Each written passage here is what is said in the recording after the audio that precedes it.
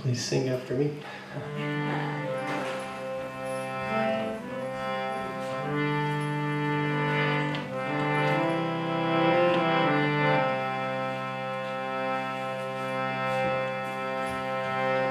Jai Jai Jai Jai Ganapati Deva.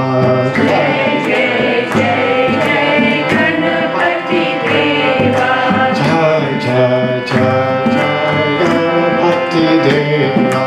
Jai Jai Jai Jai Ganapati Deva. Mata Parvati Pita Mahadeva. Mata Parvati Pita Mahadeva. Mata Parvati Pita Mahadeva.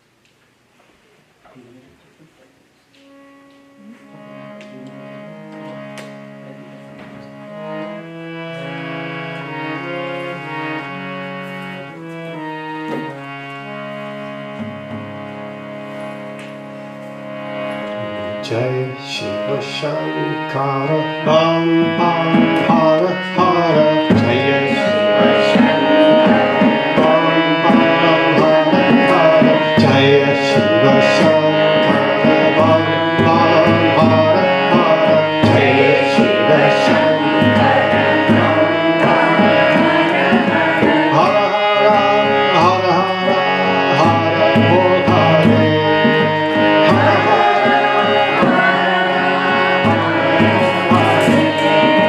Shiva Shiva Shiva Shiva Shiva Adi Sundara Shiva Shiva Shiva Shiva Shiva Hari Sundara Hara Hara Hara Hara Hara Adi Sundara Hara Hara Hara Hara Hara Hari Sundara Hey Parmeshwara Jaya Karo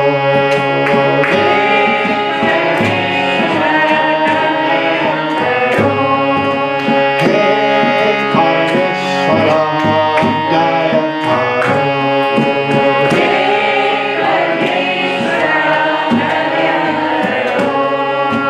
Jaya Shiva Shankara Bam Bam Hara Hara Jaya Shiva Shankara Bam Bam Hara Hara Jaya Shiva Shankara Bam Bam Hara Hara Jaya Shiva Shankara Bam Bam Hara Hara Jaya Shiva Shankara Bam Bam Hara Hara Jaya Shiva Shankara Bam Bam Hara Hara Hara Hara Hara Hara Hara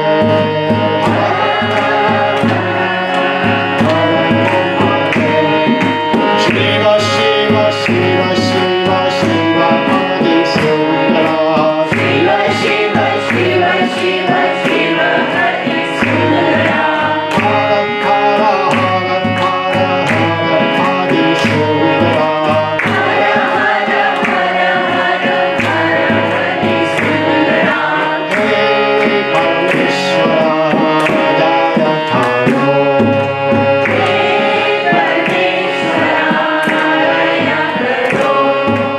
Hey Parmeshwara Jaya Karo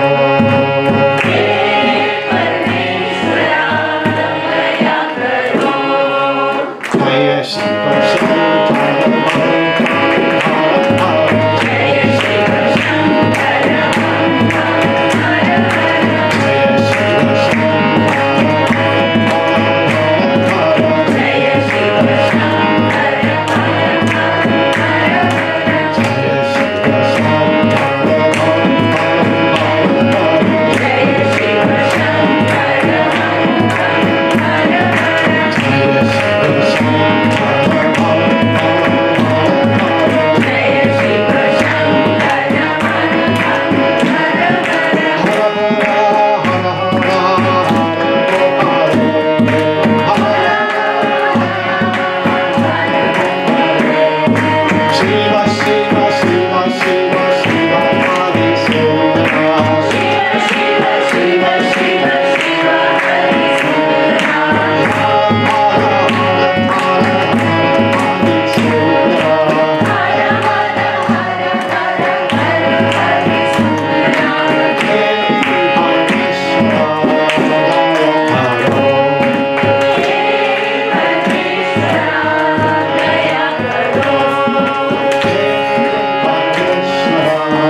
Daya Karo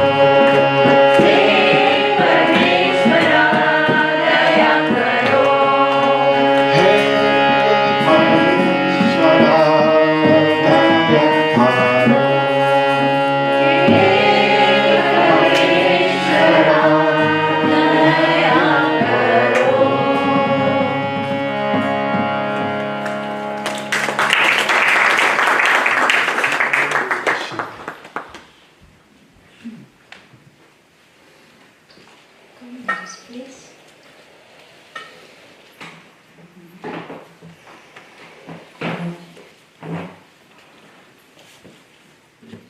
All of you also can come closer. By now you know I don't bite.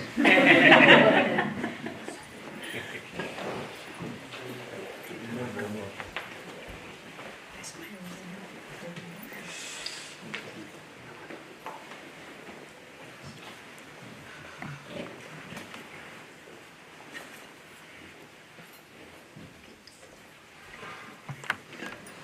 I start? Om Sahana Bhavatu Sahanau Bhunaktu Sahaviryam Karavavahai Tejasvinavaditamastu ma vidvishavahai. Om Shanti Shanti Shanti.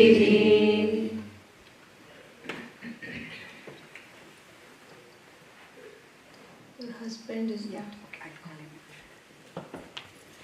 very happy to be here at the home of Tanu and Prashant, who have been kind enough to invite all of us en masse from the ashram. It's a special time to be together.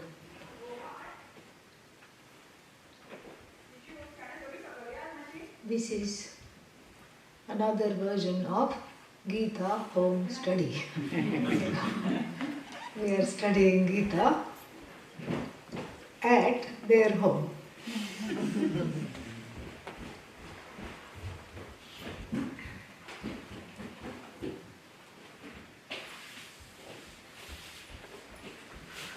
In thinking about, please come sir, I was waiting for you. Have a seat. Yes, I will.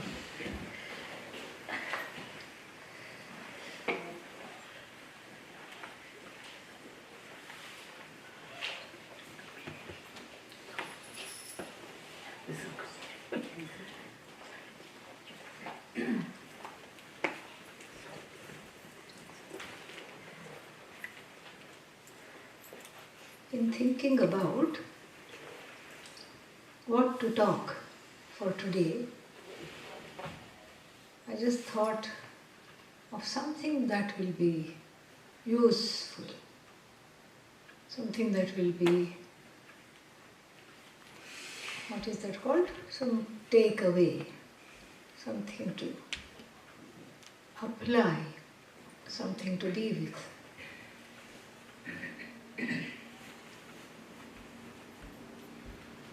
And what came to mind was the last verse of the Bhagavad Gita, which in fact Lord Krishna doesn't chant. Who chants that? Sanjaya chants that. Sanjaya says. How does that go? Yatra Yogeshwaraha Krishna. We'll see the meaning of all that.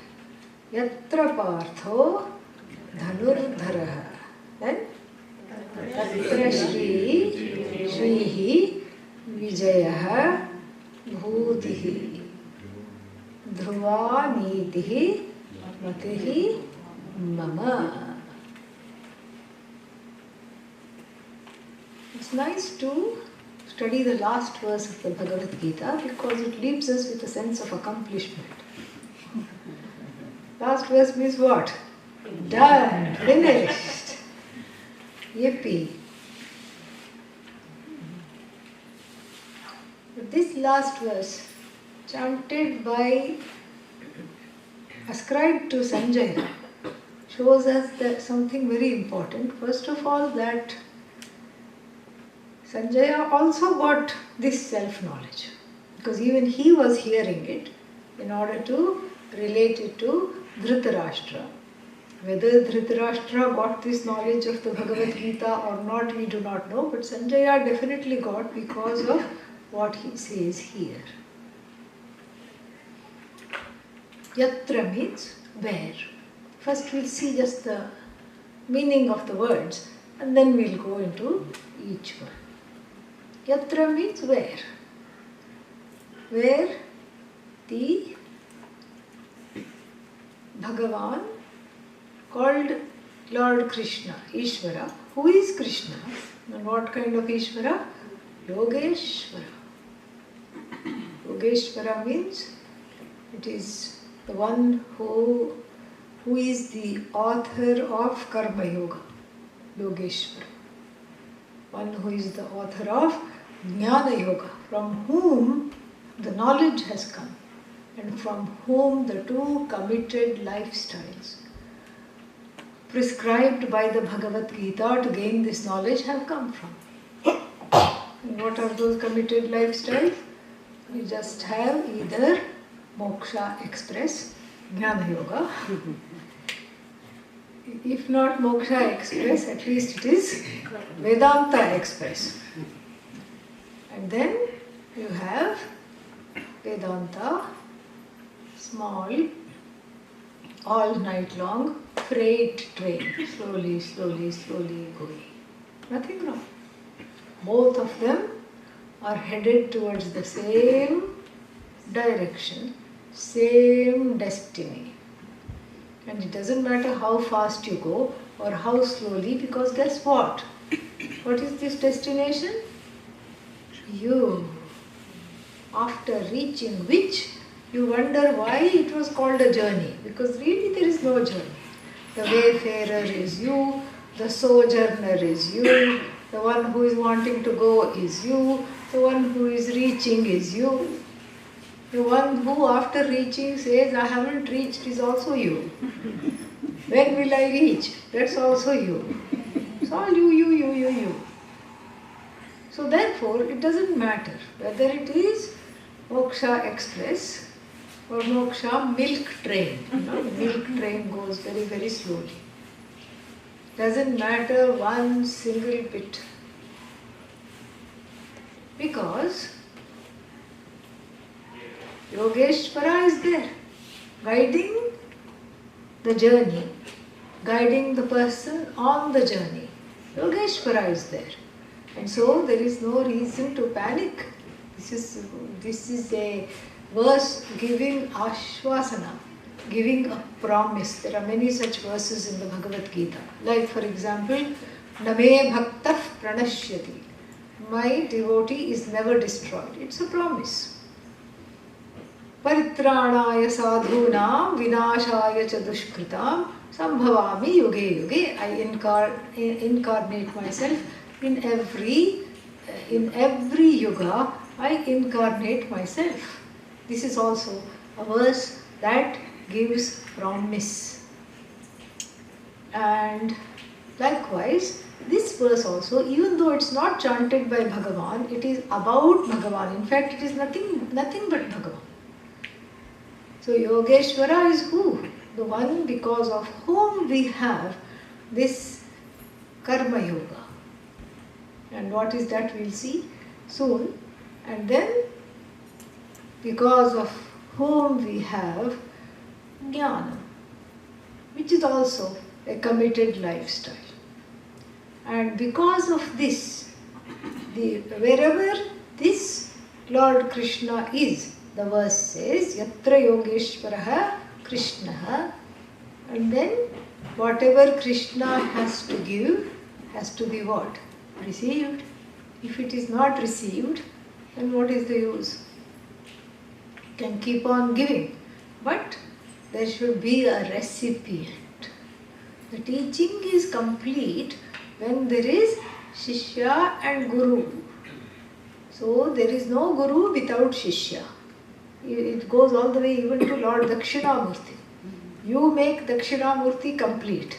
It's called Ashtamurti, 5 elements, 2 celestials, sun and moon, and the 8th aspect is who? You.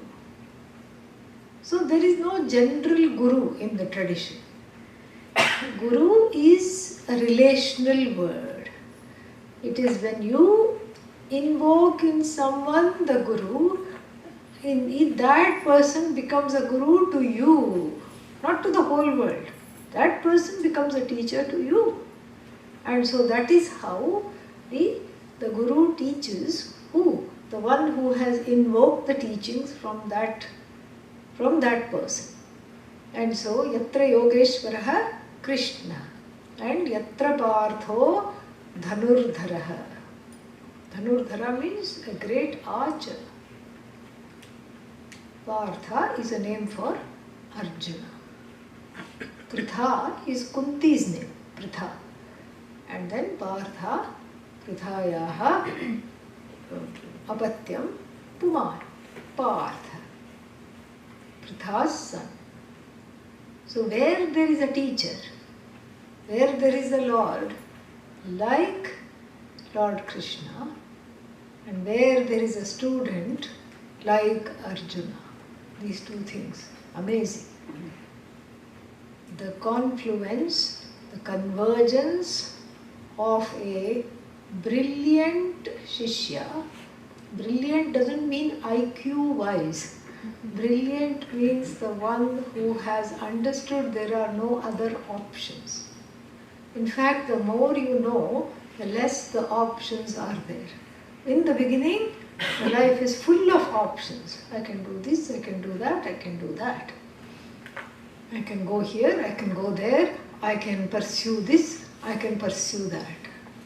But as one matures in this understanding, what does one see? One sees that whatever one pursues leads to the same end. Oh, same end? What is that end? Dead end. That is the end. Dead end. Wherever you go, that's what it is. That's why people say, oh, I'm trying something else. Why? Obviously that one did not work. Or it worked out, but I did not get satisfaction. Or I got satisfaction for a little while. Now it is time to do something else. I need a change. In America, everything is changeable. You can say, I don't like my parents. I want to be away from them. You can get a court decree to say that these people are no longer my parents. Sometimes that is maybe needed also, I don't know. Depends on what kind the parents are. Then you can say, I don't like this life. I want complete, what is that called? Makeover. Make over the whole thing. What you are doing, where you are going, everything. And in spite of many makeovers, many changes, many attempts, where does the person find? Person finds themselves again back to square one. And so that's why the Shishya's gunas are highlighted here, because the Shishya here in the form of Arjuna understood way back. This is what the 18th chapter, he understood way back in chapter 2.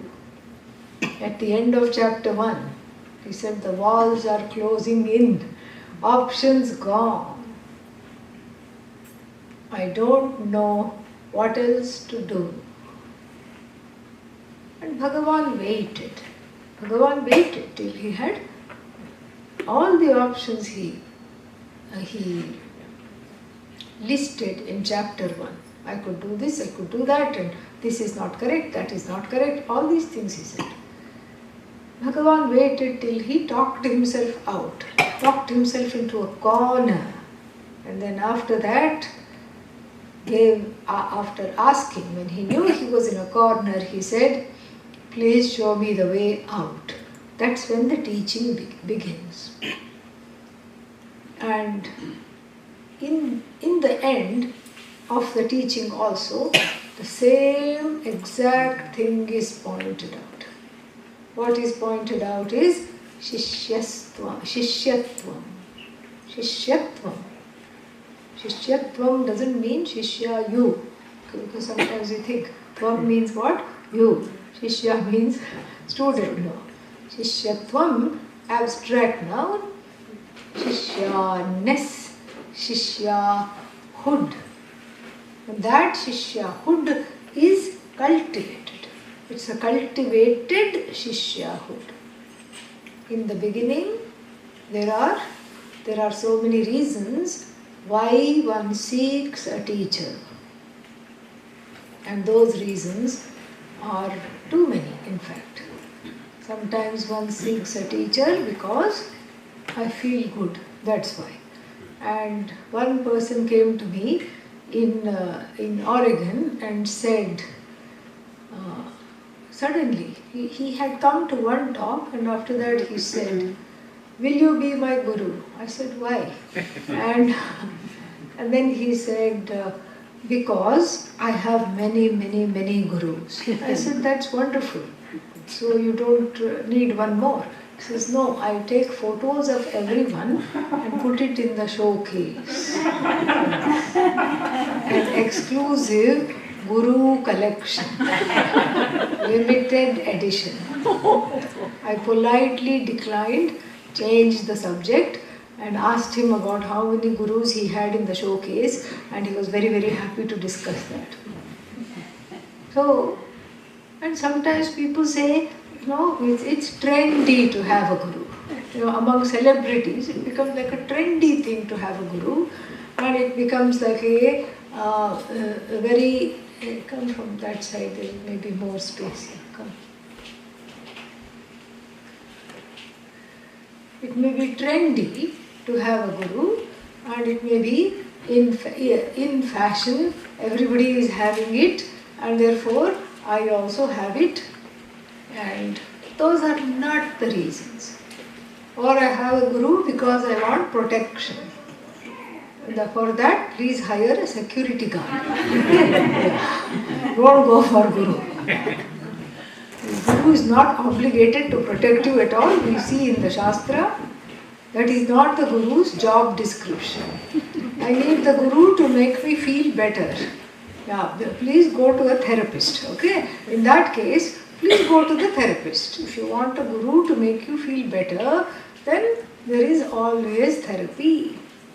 Now, if you want protection, what do? Security guard. And if you want, what else? I want the guru to be my friend. Get a life. Okay? In that case, get a life. Get a completely different life. Go out, make friends. Guru is not obligated to be your friend. It doesn't work that way. And so, and then sometimes I want the guru to be a mommy again, reconnect with the mommy, that's all I can say. Or with, find some other way to fill up that lack. The guru is, the word guru is used very, very loosely, and these days there are many, many, many meanings of the word guru, but here we have to take it, even though there are singing gurus, dance gurus, cha-cha-cha, and then what else? Stock market guru, and then life guru, life coach. Although the word guru is used quite loosely, strictly speaking, the meaning of the word guru is Mahavakya Upadesha Karta. Karta, the doer of what? Mahavakya. What is Mahavakya? Jiveshwarayoho Aikyamata Mahavakyam. A sentence that unfolds the oneness between Ishvara and Jiva is called Mahavakya. This is what is Mahavakya. So the Guru is always a one-job Guru, not a multitasking Guru. Not somebody who is going to rescue you from every wardrobe malfunction and who is going to make you feel better and who is going to protect you come what may, or who is going to be your friend. No. The Guru's only obligation when asked is to teach. And if the teaching is not evident, then we have so many other auxiliary methods to become ready for the knowledge, just like Arjuna was. That is why Arjuna is seen as extremely elevated a fantastic example of a student. Because, right, he could have understood, he could have realized that he needed this teaching in the 17th chapter. But no, when did he realize it? In the first chapter itself, in the beginning of the second chapter itself. Nahi prapashyami mamapanudyat. What is that which is going to remove this terrible sorrow which is drying out which is dehydrating my sense organs, which is drying me out completely? What is it that's going to remove this? What is it that's going to change this? Yat shokam uchchoshanam indriyanam. And then he says, I don't know what this is. I don't know what I'm having. Here is a chair. Come. That's okay. Mango, come.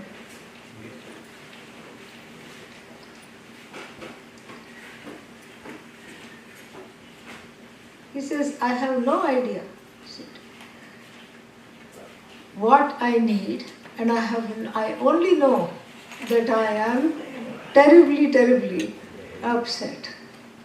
And I want to remove this terrible sorrow because everything that I have tried is not making it go away at all.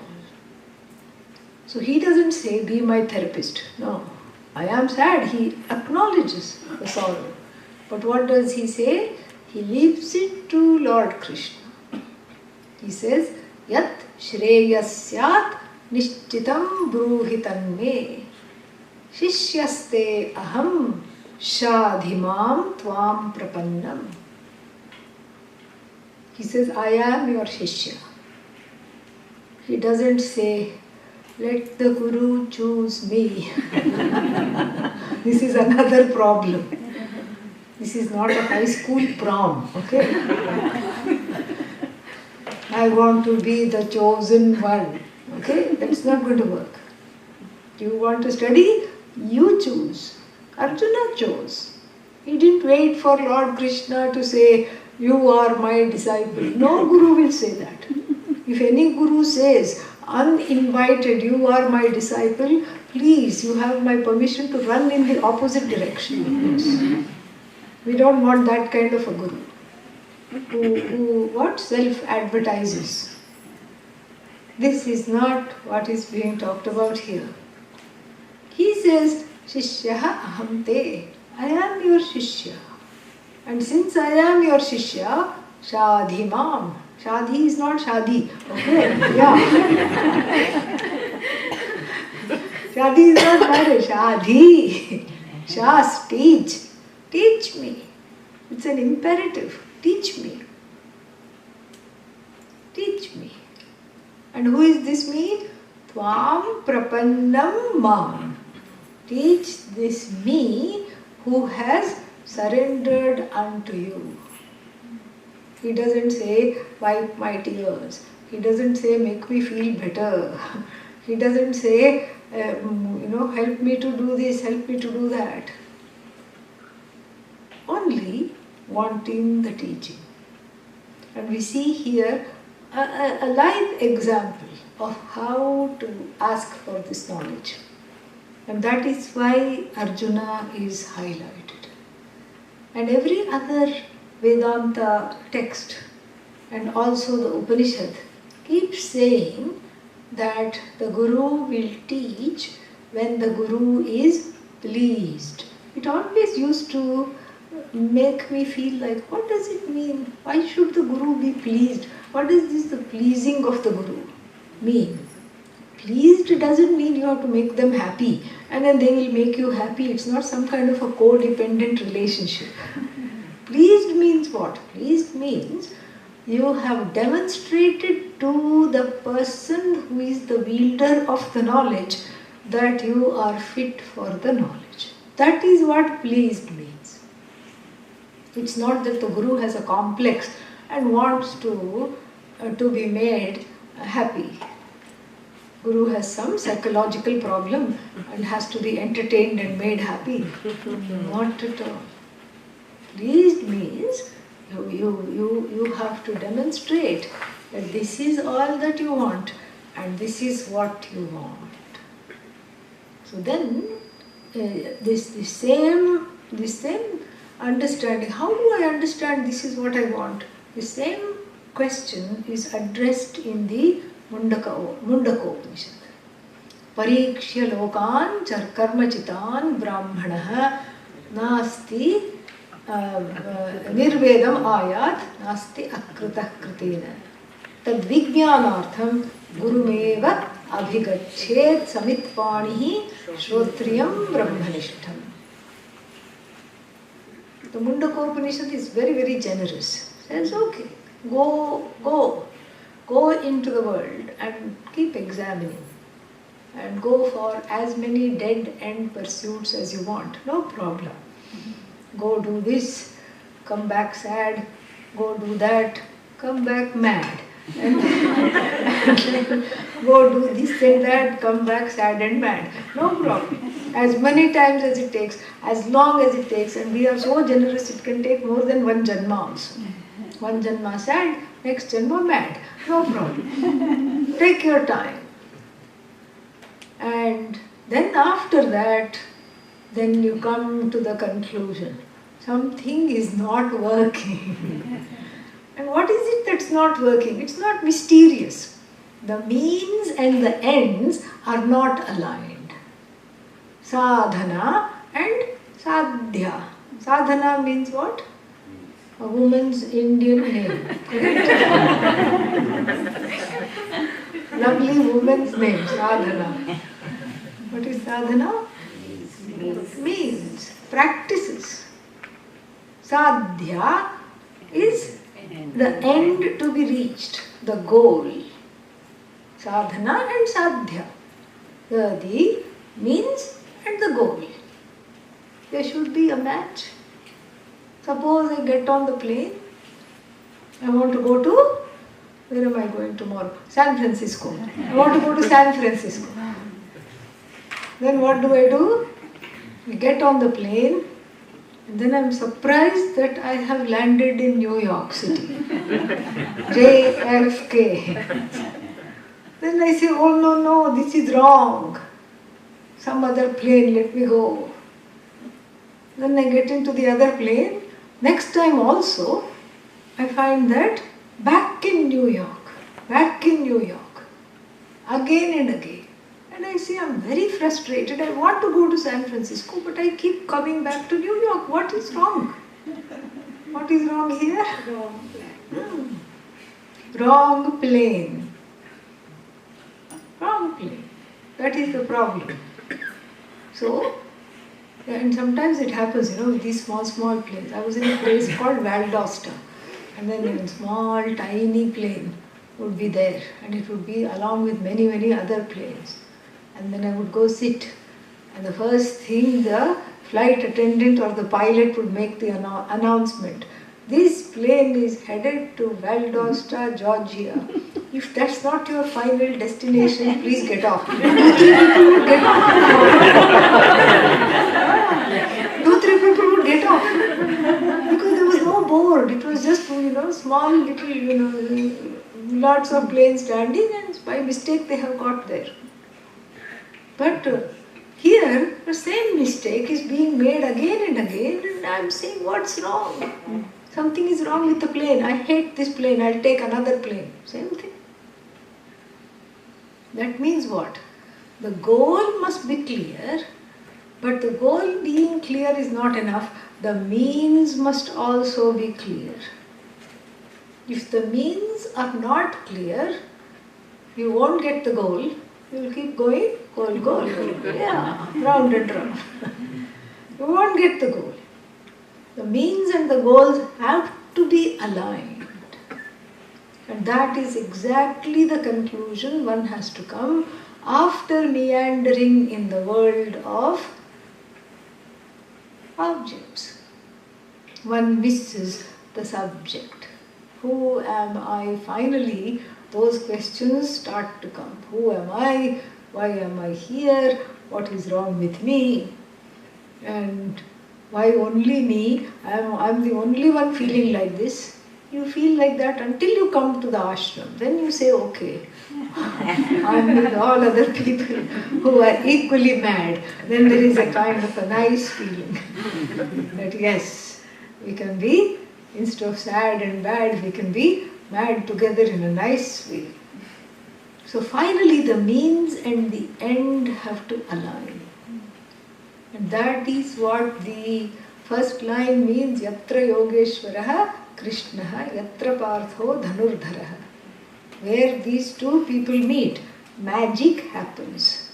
The Shishya called Arjuna, and then what else? Come forward, everybody. Yes, some people are cramped in the back. Come all the way here. Come. Shishya called Arjuna, and then a teacher called Krishna. That match is wonderful because there is readiness, there is desire, and that preparedness means the person has gone everywhere, been there, done that, been there, done that. Then that's important. It's important to have something to give up. Otherwise, what are you going to give up? Nothing is there to give up means, what are you going to give up? That's no fun at all. Have all the life experiences, enjoy, and know each thing's limitation. So the life experiences are all finite. What do I want? Infinite. So if I keep looking for the finite, then what will happen? I'll keep getting the finite. You cannot press the finite. Finite means things that come to an end. You cannot press the things that come to an end and make them appear to be infinite. You cannot change it to the infinite. Finite means that's the nature of the world. The nature of the world is everything that comes to an end. And if you know this, you can enjoy the world, no problem. But what happens? I want from the world something that outlasts everything. That is not possible. Enjoyments, finite. Experiences, finite. Everything that I want, whatever I go after, finite. Only one thing is infinite. Who? The pursuer of objects, the truth of me, the pursuer of objects, happens to be infinite. How do you know? What is the proof? The proof is in the wanting, really. One never thought that one can want something, and then in the wanting itself, the wantingness, the fact that I want something can teach me something, one would never think that. But the proof is in the wanting. What do I want? Something that lasts forever and ever and ever. What do I want is permanence. Permanence is nityatvam, and that nityatvam alone is the cause of happiness. That alone is the cause of happiness. Because what I want is not a thing, but the forever behind the thing. Forever is what one is in love with. One is not in love with a person, one is not in love with objects, one is not in love with experiences. One wants to be in that which makes one happy forever. So one doesn't even want happiness. It's almost like one wants forever. That's why even in the fifth marriage, they will say, this time it is forever. What about the other 4 times? Oh, let's not talk about those things. The word forever has to come. And that forever is what one wants when? Forever. Forever, I have been looking forever. That's it. And sometimes children write to me and they will sign 10 years old, 12 years old. BFF. What does that mean? Forever, yeah. BFF. 8 years old, 10 years old, this is how they write. Very nice. Even they understand. It's the forever. So then, having examined the world of experiences, like Arjuna did. Arjuna had so many experiences, all, sad, happy, all of them. He examined, he went here, he even went to Kailasa. He was one of the few heaven-returned people to tell us what it is like. He got, Pashupatastra from Lord Shiva. Went to heaven and came back. Had all kinds of experiences. None of them could fulfill him. He understood. And that understanding gives what is called Nirveda. Nirveda means a slight disgust. Vairagya. Vairagya means what is the use of pursuing things that are not giving me what I want? This is Vairagya. In other words, to go back to our example, what is the point of going on the plane that is going to New York when I want to go to California? This is the problem. A mismatch between the means and ends, and my, not inability, but my resistance, my stubbornness in not recognizing that. This is what has to be corrected. And then what is born is Nirveda. Nirveda means I don't want this anymore. I don't want this plane anymore because it's not taking me where I want to go. And this Nirveda is the building blocks to getting ready for knowledge. And what is that? Understanding that the world and all the experiences in the world are because of the results of action. I have an action, then I have a result of action. Same thing. I work for 5 days, and what is the karma phala? Weekend. That's the karma phala. Then I work for the whole year. Then what's the karma phala? 2-week vacation. And if you're lucky, 3 weeks. And the pandemic has made it nice because everybody can work from home. At least part of the time. So then, what is the karma phala for working like a dog all life? Retirement. That is the karma phala. And in America, what does that look like?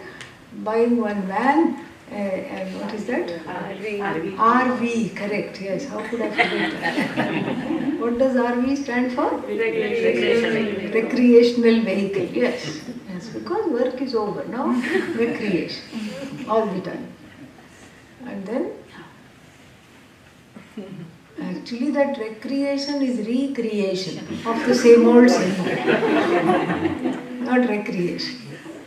You go round and round, same thing. So this makes one an experience hunter really.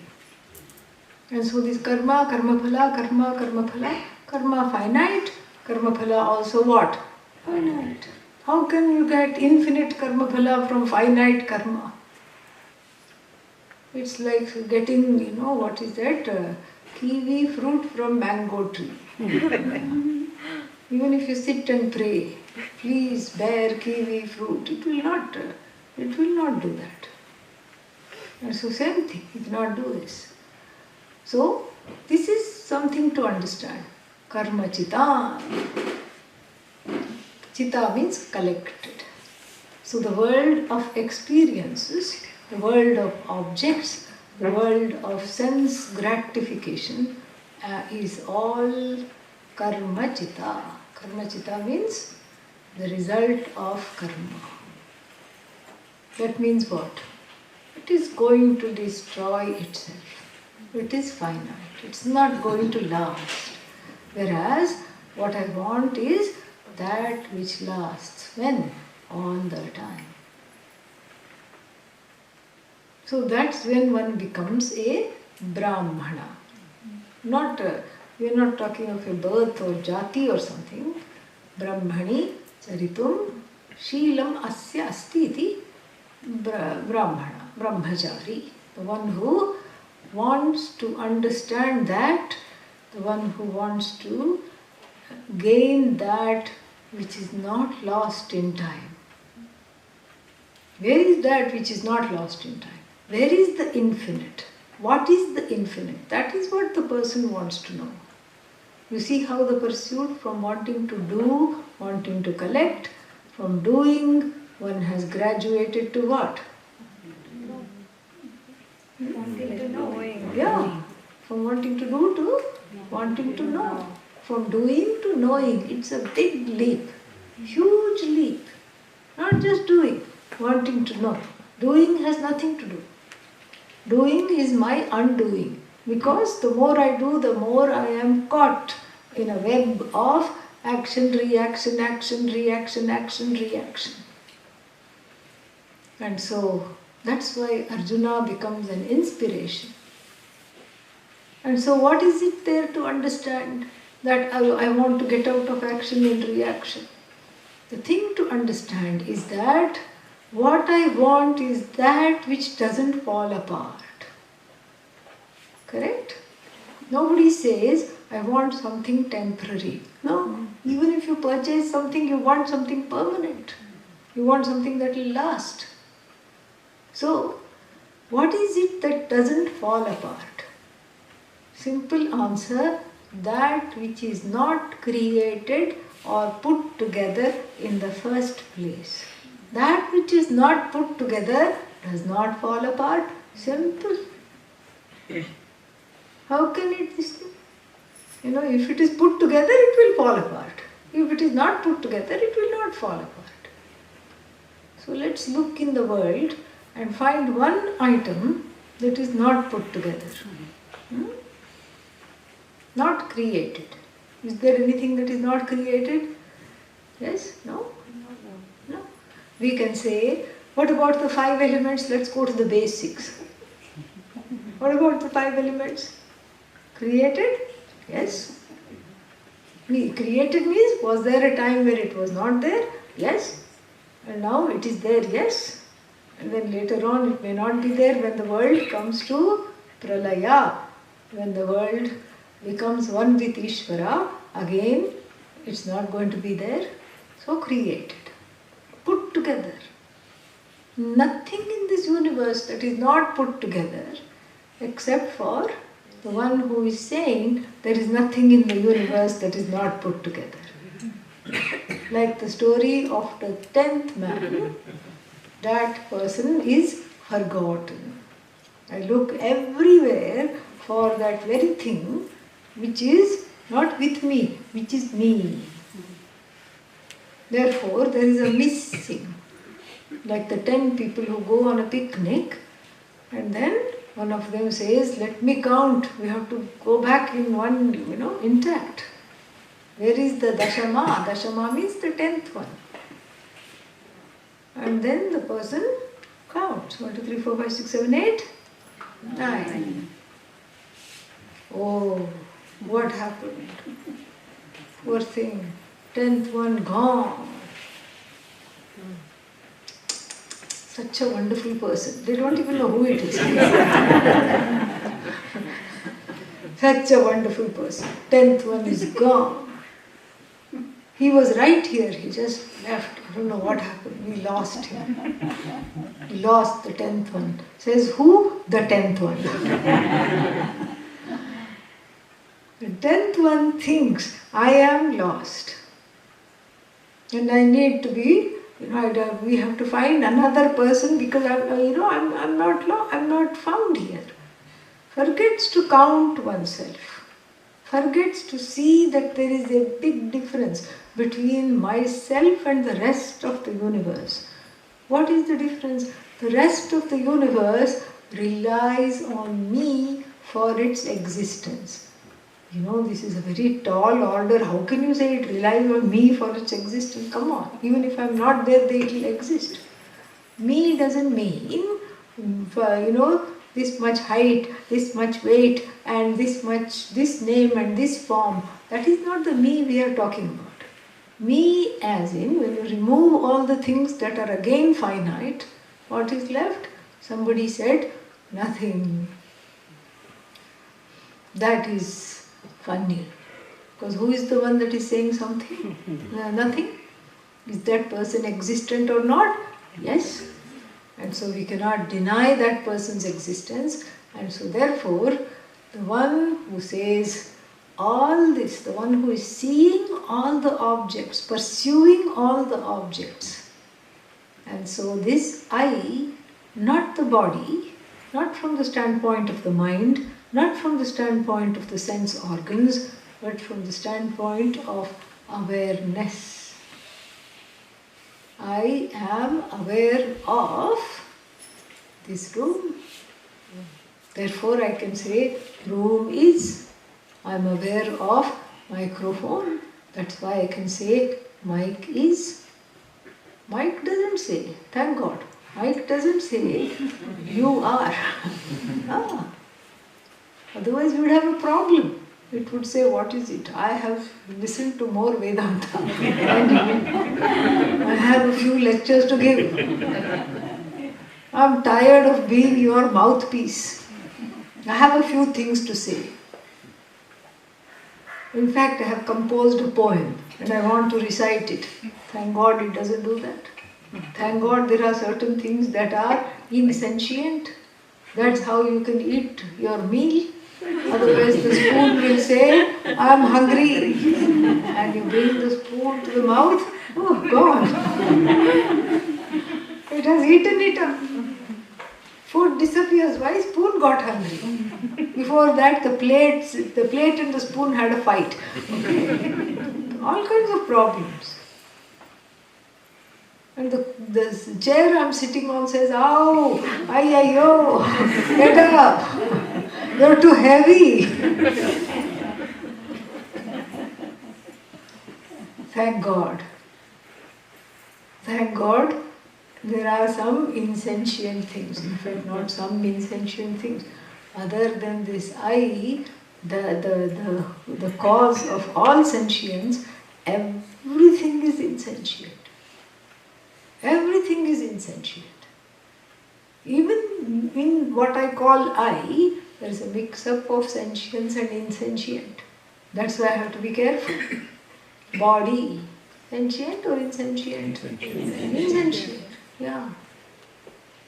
And then, insentient, yes, but it's living on borrowed sentience. Body, insentient. Mind, insentient. Yeah, insentient and insane. And senses what? Insentient. And what is sentient? The one that is saying everything else is insentient is the only one that is sentient. We can call that I am aware of the body. I am aware of the mind. The one who is aware of the sense organs, that's the only one who is sentient. Awareness, sentience, awareness. And if you want to be really fancy, you can say consciousness. Extra points for that. And you can say, this is, this is sentience, consciousness, awareness. So when I say, everything in this universe relies on me for its existence, it's not me, so-and-so, daughter of so-and-so, son of so-and-so. It's not that me, it is me in the form of sentient awareness. Because all these other things drop. Only sentience does not drop. How do you know? Well, this is what the Shastra says. Why should I trust the Shastra? Because we want this knowledge. That's why we have to trust the Shastra. That's the only way of getting this knowledge. You have to hang on to the Shastra like a drowning person hangs on to the rope that has been thrown. The person doesn't say, will this rope truly save me? Glub, glub, glub. Yeah, in between going down and up. Will this rope save me? How to prove that the rope is going to save me? The Guru says, shut up and catch it. No, what is this? Each time you open your mouth, you are swallowing water. And that's making you heavier and you will sink. Catch the rope. No, I want to see if anybody else catches first. Or I want to make sure that it will carry me across. Maybe I should tie a boulder to it and see with the strength of that. This is called samshaya in the Shastra. Samshaya means doubt, distrust.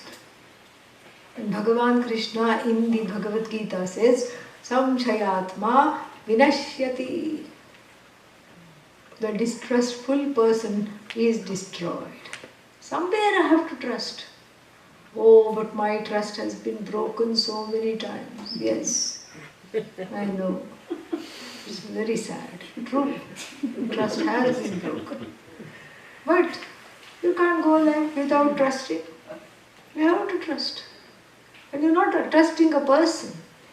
You're trusting a body of knowledge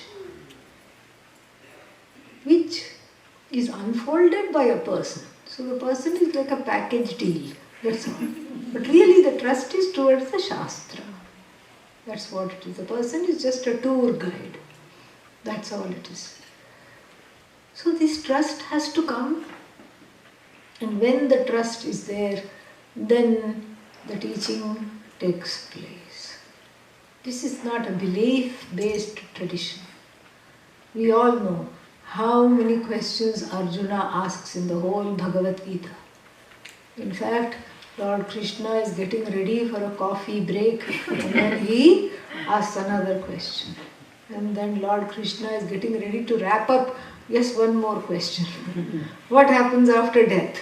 Why is this happening like this? What is Brahman? What is this? How will I get this?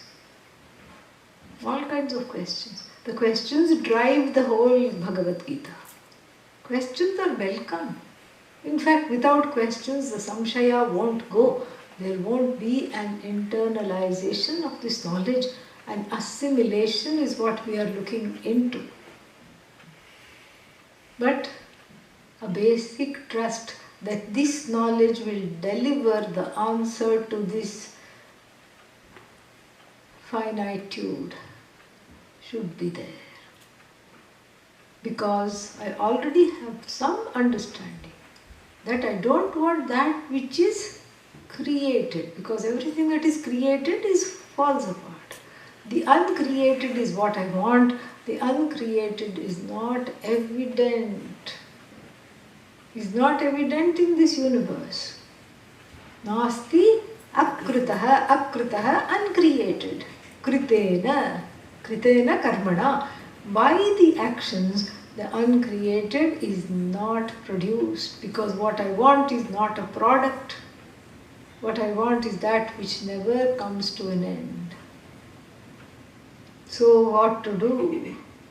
We have to go from producing to knowing, tad vijnanartham, in order to understand that saha, that person of an inquiring nature, gurumeva abhigachet. Go to the Guru. Samitpanihi. Go with some twigs in hand. If the Guru is a grihastha, go with some twigs. Not to beat up the Guru. Samitpanihi. And even the qualifications of the Guru are mentioned. Shrotriyam. Shrotriya means the one who has been well taught from a sound lineage. Not a lineage that makes sound. A sound lineage, a lineage that does not distort the meaning and the words of the Upanishad. The Bhagavad Gita. The message of the Upanishads and the Bhagavad Gita and the Brahma Sutra, all the texts in the tradition is one. There is ekavakyata, there is samanvaya. Ekavakyata means there is only one thing. What does it say? Yes, you are that which you seek. That awareness, which is what was left after removing everything that was finite, cognitively removing. Okay, I don't want anybody to have an out-of-body experience. Don't start to levitate and do all that. Cognitive removal. So cognitively when you remove, what is left? Awareness, consciousness. That consciousness, which is as though abiding in this body-mind-sense complex, is alone Brahman. So then, the consciousness that's abiding in my body is Brahman, but what is abiding in your body is what? Not Brahman. No, that is also Brahman. In every body, that same consciousness is Brahman, that same consciousness which is the cause of the entire universe, by which this whole universe is pervaded, unto which the whole universe comes back. The universe is an as though projection of this consciousness, like even your dream, sustained by this consciousness, taken back by the same consciousness. This is what I have to understand. How will I understand that? Even in a dream, I can't understand that. So therefore, go to the teacher who is a Shrotriya, who has been taught this. You have to be taught. Because just like, when you go to a therapist, like if you want to qualify to become a therapist, you have to have therapy. Certain hours of therapy. You can't tell the university, I don't need therapy, I'm perfectly fine, I just want to function as a therapist. They will say, sorry. You have to first go. You have to first go and know your own issues. Same thing, Shrotriya is the one who has undergone the same thing that they are expecting the others to undergo. Same thing. So the teacher it's very safe actually. It's wonderful. Because the teacher is not someone who dropped from the sky and cannot even relate to anybody. The teacher is relatable because the teacher also has crossed samsara. And the teacher is happy to tell you the way how to cross samsara. This is Shrotriya. And then another qualification of the teacher is given, Brahmanishtha. Brahmanishtha means committed to Brahman. This is very difficult to find out, near impossible. You can't go sit in the head of the teacher. Are you thinking of Brahman? Or are you thinking of pizza? You can't. Is your mind completely immersed in Brahman? Or do you really want gulab jamun? What do you want? You can't do that. So, Brahmanishtha we leave aside. If you can get Brahmanishtha and Shrotriya, fantastic. But only one Brahmanishtha can decide who the other Brahmanishtha is, and so therefore Shrotriya is big plenty. But Arjuna was lucky. He got Bhagavan. Bhagavan who doesn't need to be a Shrotriya. Only one person who doesn't need to be a Shrotriya is what? The Guru of all Gurus, Bhagavan.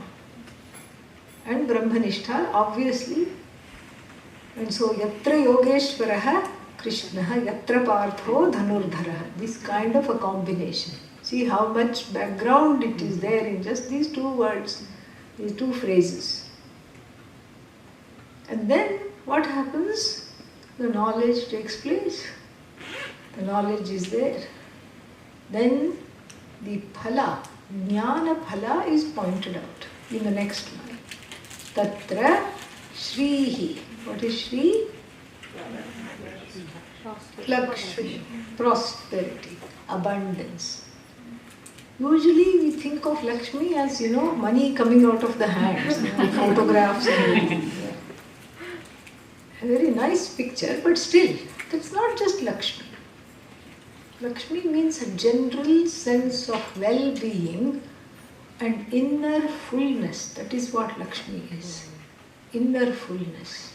This is very important to do that.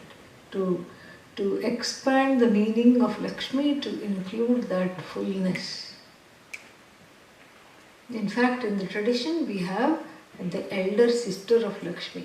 What's her name? Lakshmi. You have to be very careful when chanting the Shri Sukta. There is a sentence. What is that? Alakshmi me nashyatam tatvam vrine. And then if you chant quickly, Lakshmi me nashyatam tatvam vrine. No, you don't do that. Always say Lakshmi. Even if you stop a little bit, doesn't matter. Alakshmi me nashyatam.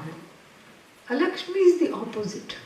She is shown as wearing tatters, always cowling, never smiling, and wherever she goes, everybody feels terrible. If she just passes by, suddenly you feel sad, suddenly you feel useless, suddenly you feel small, suddenly you feel angry with the whole world, suddenly you feel, why am I alive? This is Alakshmi. Alakshmi has passed through. That's why we tell on Lakshmi Puja day, please, we tell Lakshmi, you are welcome. Please keep Jyeshtha, elder sister. Jyeshtha means elder sister. Please keep her at the door. She is not invited. I don't want her anywhere near me. I don't want her anywhere in my surroundings.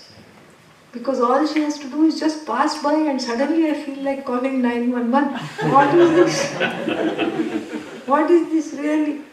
And so therefore, it is very, very clear that I want only Lakshmi, not Alakshmi. This is how the tradition presents it.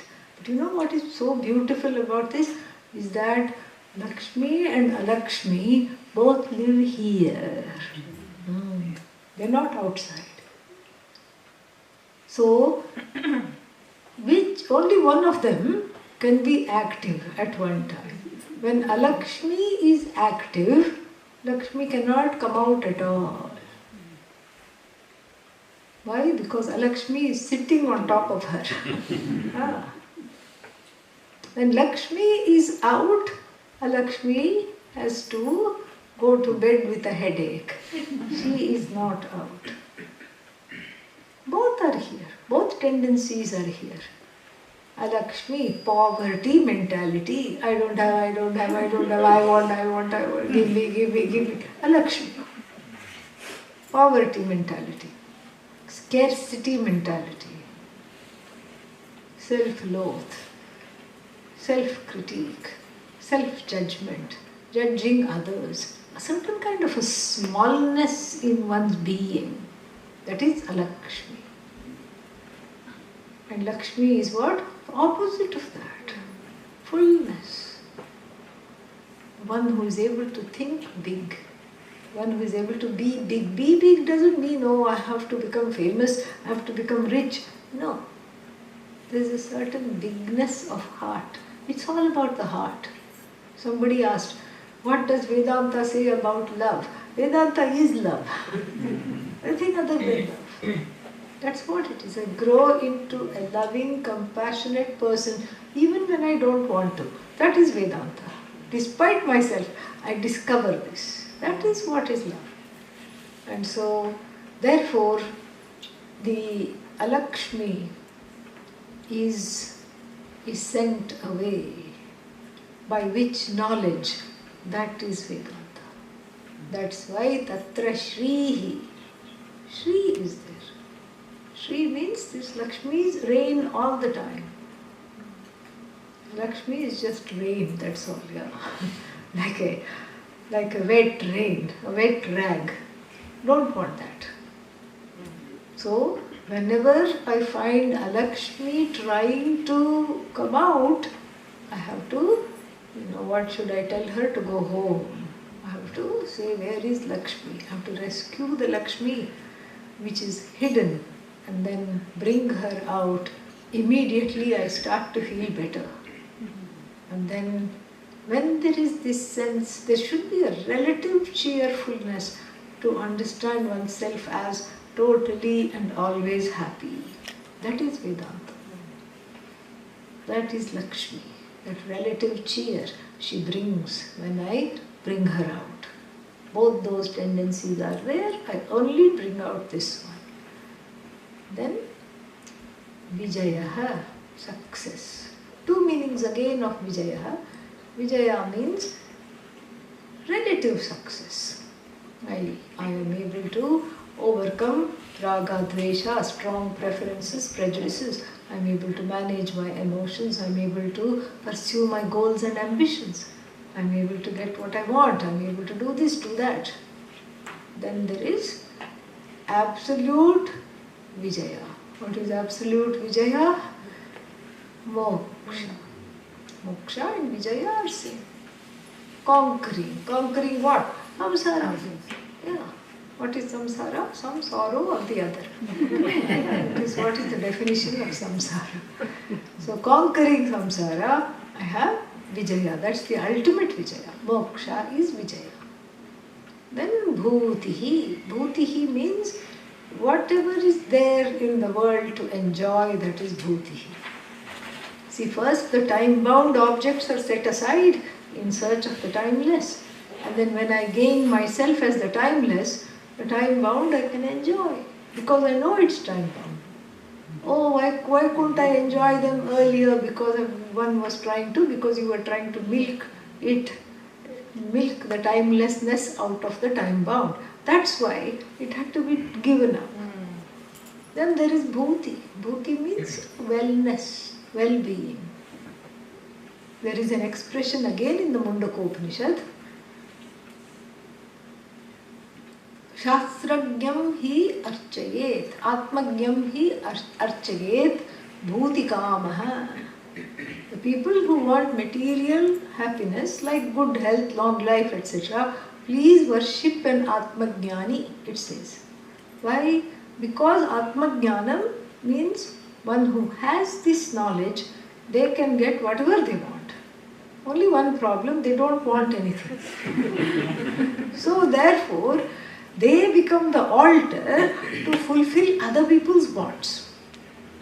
And so that's why Archayet, may one pray to, may one invoke, may one worship the knower of the Atma, the knower of this knowledge, the knower of Brahman, in order to get Bhuti. Bhuti Kamaha means the one who wants relative comfort, relative well-being, health, etc. Tatra Shri Vijayo Bhutihi Dhruva. Dhruva means it is certain, it is definite, Nishchaya. Matihi Mama. Matihi Mama doesn't mean my opinion. He's not talking about his opinion. He's saying this is a fact. And so this is what is the magic of self-knowledge. An able guru who is able to handle the Upanishads and unfold them in a way that makes sense, in a way that touches and transforms the heart, and a willing student who is able to put down all the resistance and blocks and be in a place of receptivity, can make wonders, can make magic, and can transform the whole universe. That's why even our opening prayer, we say, Tejasvinau Adhitam Astu. May our studies be brilliant. Why? Saha Viryam Karavavahi. May we accomplish great things together. Oh, what are we going to do? We are going to co-author a book. No such thing. What is the greatest thing? The greatest thing is to drop samsara. Is to know that I am no longer a sad individual. I am no longer subject to sadness. That is the greatest thing that one can accomplish together. It's not like, oh, we are going to start a blog. No. Guru Shishya blog. That's not what is the greatest thing. The greatest thing is to gain this understanding and revel in it. That is the greatest thing. And so that's how this is the Bhagavad Gita ends on a glorious note, really. Many of the people who have come from the ashram, they are at the end of this retreat. So I thought we'll just do the last verse of the Bhagavad Gita. So we have a sense of fulfillment, and it's like the mystery is not there. Okay, what happens at the end? Everybody knows. Who done it? You done it. Om Purnamada पूर्णमिदं पूर्णात् पूर्णमुदच्यते पूर्णस्य पूर्णमादाय पूर्णमेवावशिष्यते ॐ शान्ति शान्ति शान्तिः हरि ओम श्री गुरुभ्यो नमः हरि ओम.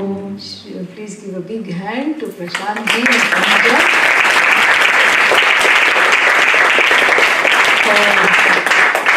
for opening their wonderful, lovely home which we are enjoying, which we have made our own right now, and we have been just enjoying their lovely home. So thank you for inviting us. Thank you for, what should I say, a very successful ashram failed trip. Yes, yes.